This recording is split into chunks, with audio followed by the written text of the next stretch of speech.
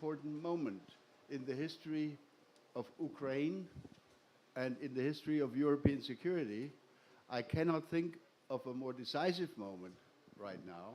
And it is my privilege, my pleasure, on behalf of the Munich Security Conference, to welcome not only the organizers, but also all the guests to this wonderful exhibition. It's not the first time this exhibition has been at earlier, in a different way, at earlier Munich Security Conference events.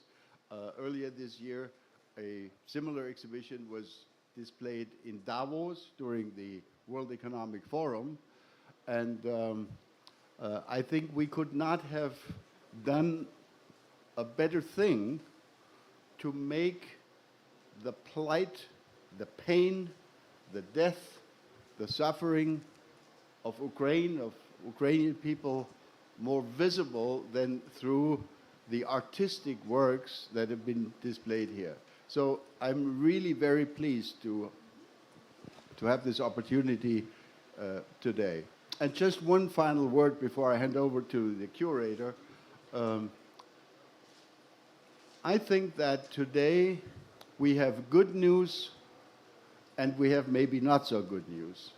The good news, I think, is that there can be hope now that serious efforts will be conducted to bring this war to a negotiated end. The not so good news is that some of us, including many of my Ukrainian friends and many of my European friends, are not so sure that our views will be fully taken into account in the process that's been announced. This is why this weekend here in Munich is of such great importance, because we have important US leaders, including, of course, Vice President Vance here. We will have a speech later today, a presentation by President Zelensky.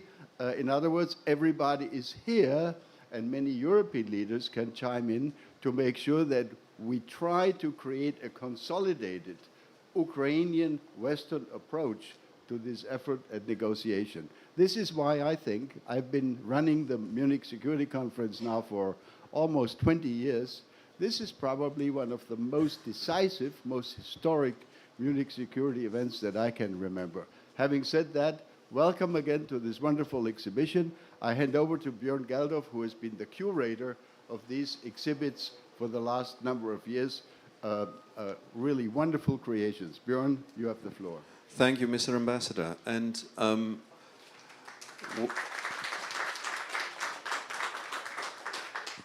welcome everybody to the exhibition. We'll be able to walk around in the exhibition shortly after the opening remarks.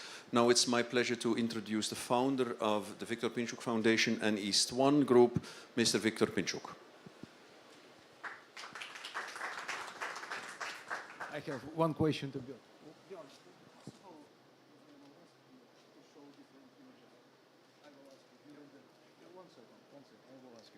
Yeah.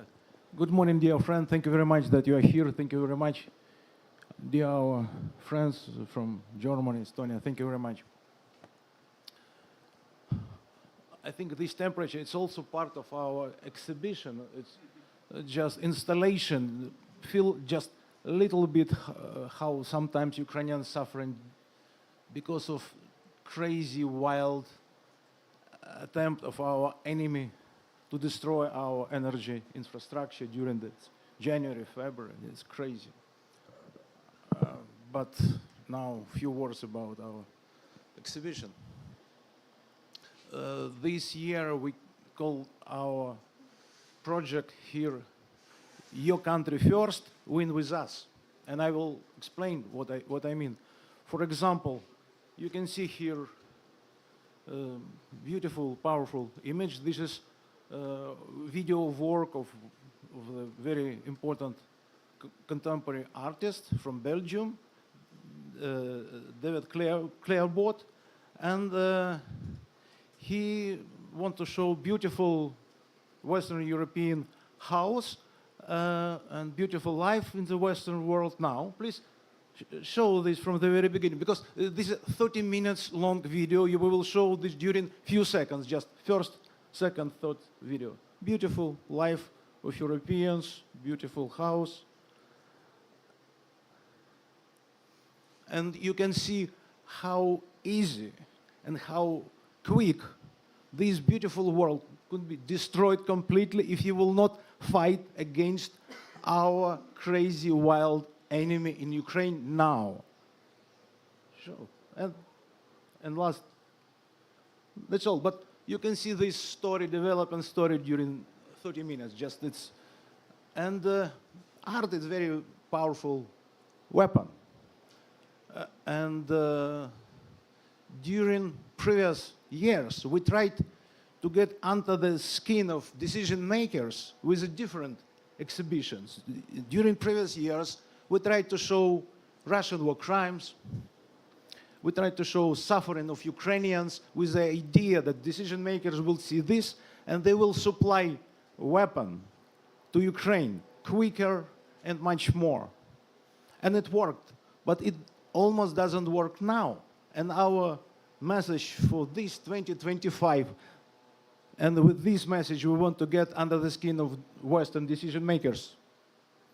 This is in your deepest interest, your national security, in your deepest interest to not let win our crazy, wild enemy in Ukraine. This is your interest. Of course, we are fighting for independence in Ukraine, but you have to protect your national interest in Ukraine. And art, we hope that with this message, we will get under the skin of decision makers, because we hope that many heads of state, governments, members of delegation will see this exhibition during these 2 days, and including Americans. And yeah, it will help. I want also to mention one more great sculpture. You will see this in other end of this exhibition. This sculpture made by great powerful piece Vola, made by Ukrainian artist Alexei Sai. You will see this. It's big letters. These letters he took from the city name of small city on the front line, Lubimivka. You will see these letters damaged by bullets, because this is from the front line. And Vola in Ukrainian has double meaning. First, freedom, and second, will. One word, and this is very symbolic. If you want to protect and save your freedom, you have to have a will. And one of the messages of this exhibition, let's have a will to protect freedom with Ukrainians. Thank you very much. Thank you.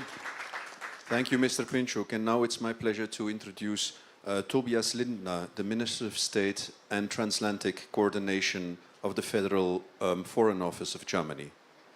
Thank you so much, dear colleagues, excellencies, friends, soldiers, ladies and gentlemen. Monday in a week, it is 3 years that Russia transformed its war against Ukraine into a full-scale invasion.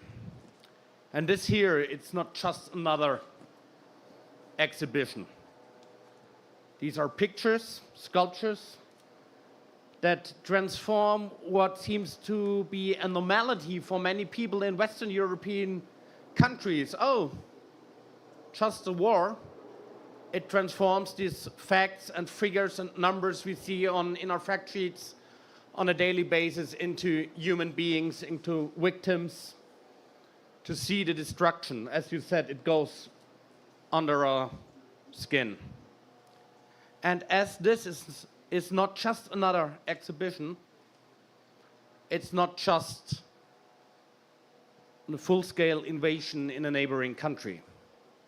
It is about our own security.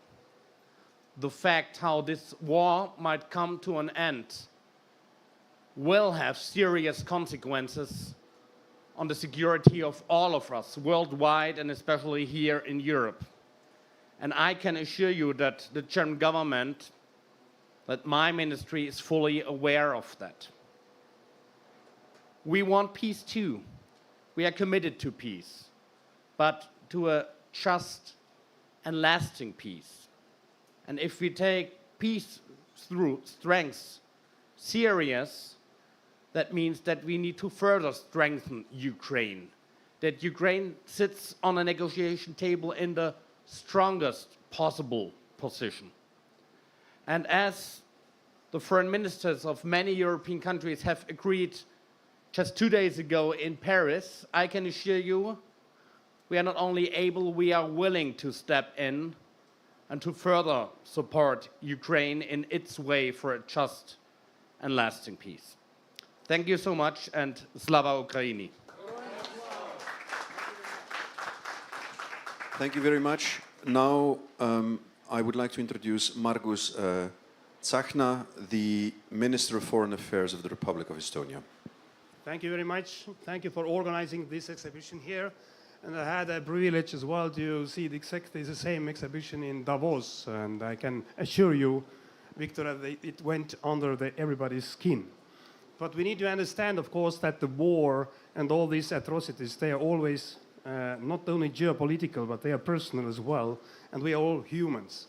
And today as well, we have gathered here to the Munich Security Conference, not only as representatives of different nations and countries and governments, but also as human beings. So I suggest that everybody should cross this corner here and think as well, what does it mean personally to be in the middle of the aggression and war? But I totally agree that this Munich Security Conference is definitely one of the most historical during the period. Unfortunately, there are some parallels from the Munich 1938. And I do hope, and I have this trust and understanding that we can actually avoid everything what came after the 1938. We could be, and we must be, and we have these opportunities and capabilities to be decisive, not to repeat everything what we already know from the history, and the cost was really high. So please, you're making photos from us, but make a photo from this quote in the middle. And this is exactly what Lavrov says. This is not about Ukraine. It's about the world order. And we need to understand that we are not only supporting Ukraine because Ukrainians are fighting for their freedom, and this is existential fight, but it's about us all. It's about the world order. And Putin has not changed the goals. He announced in 2021, December, and he repeatedly said it even after the phone call of President Trump a couple of days ago, that the main problem is the core reasons. And the core reason for him was collapse of the Soviet Union. So we need to understand that we stand together about not changing the world order based on his ideas of restoration of Soviet Union and different zones of influence in the meaning. So thank you very much for organizing this, this exhibition. But let's use this opportunity, this historical momentum, to have a real peace. Not ceasefire, but peace, long-lasting and just peace, and also the solid security architecture for Europe. So thank you very much. Thank you. Thank you very much. Last but not least, it's my honor to introduce Ksenia Dolidze, combat medic and military psychologist of Lyud Brigade by the National Police of Ukraine.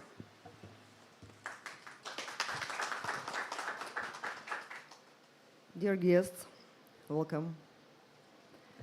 I'm happy to be here and participate in the opening of this exhibition.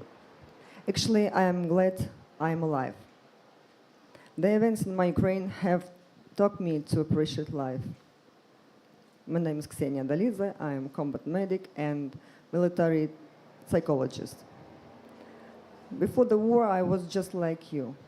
I was a mother, I was a university teacher, track and field athlete, officer of the National Police of Ukraine. I was the first and only woman from police of Ukraine who volunteered to go to war in my Zaporozhye region. Since the beginning of the war, we have been supported by many countries. We appreciate and will never forget this support. However, there are those who took the position of an observer. As a military psychologist, I can say that this is one of the psychological defense mechanisms called denial. This may indicate that these countries are already participants in these processes in Ukraine, which they ignore. They can look for many excuses for their indifference, ignore the opinion of many world experts about the immediate need to unite for common security. But let them ask themselves why and for what they keep silent and do nothing. If these people still have a living heart and pragmatic mind, it should be able to reach their consciences. It's important to realize that this is in their interests for Ukraine to win. Thank you for attention.